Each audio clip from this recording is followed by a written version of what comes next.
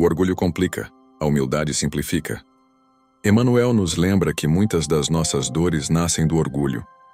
Querer ter sempre razão, exigir que tudo seja do nosso jeito, não aceitar críticas. O orgulho cria barreiras e afasta as pessoas. Já a humildade abre caminhos, aproxima corações e traz leveza. Quando somos humildes, conseguimos ouvir mais, aprender mais e viver melhor. A vida se torna mais simples porque deixamos de lado a luta pelo ego e passamos a caminhar com serenidade. O segredo da paz é trocar o peso do orgulho pela força da humildade.